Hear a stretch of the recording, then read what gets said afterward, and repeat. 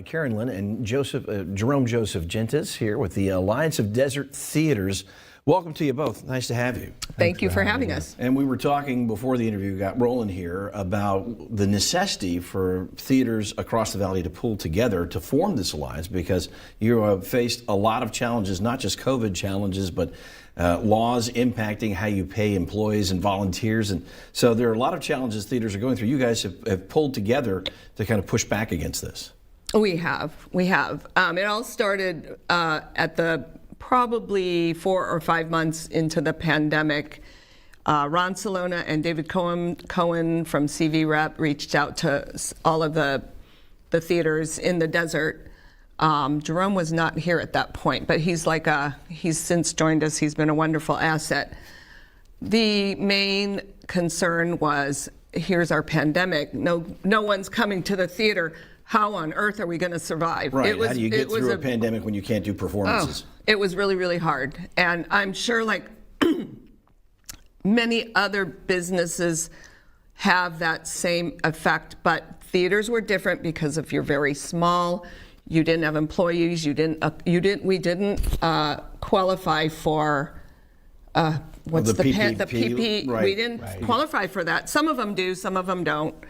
Yeah, it's a really particular set of challenges for you guys. Right. Now that the pandemic is easing, we're kind of on the way out of that. You can have performances again. The theaters are back open, right. But it's still hard to pull audiences in at times.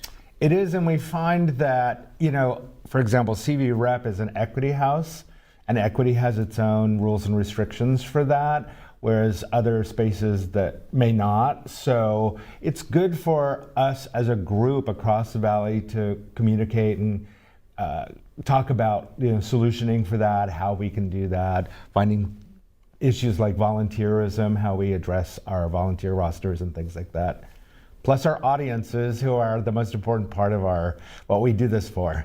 Yeah, absolutely, and encouraging them to come back to the theater, remind them that it's safe to do so. Tell me about how many organizations comprise the Alliance now? It's about 24. Yeah. I think it's about 30. Yeah. That's remarkable. We've lost some theaters, in fact, during COVID here in the Valley, which is a shame, and we don't want that to happen. I know we lost Coyote Stageworks, Chuck Yates, right. Great organization. Right. And Desert Rose Playhouse. Desert Rose, that's right. Right. And all of those organizations, we try to provide an outlet here on Eye in the Desert to promote live theater performance with all of the various theater groups. And we have a thriving, the audience loves live theater here in the Coachella Valley, and we have a lot of organizations putting on some really impressive performances. So you guys are trying to support everyone. Yeah, Exactly. we want people to come out of their bedrooms and stop watching Netflix in their separate rooms and just come out and be part of the community again. It's a real missing part of our, cohesiveness. Well, that experience in a theater together, watching the same content and reacting as an audience, it's a real bond that we miss. So the sound of a person's laughter from a few rows behind you, it's an important part of life. It's an important part of life here. Yeah, it doesn't happen. And it needs to happen in the children, in the schools, in the high schools, and the performing, the professional theaters as well, just everywhere. It is great that we have this organization, your organization, being a proponent for live theater. AODT.org is the website. If you'd like to find out more, you can help support local live theater. You can check that out at, again, AODT.org. Thank you both for being here today. Thank you, Patrick. Thanks for having us.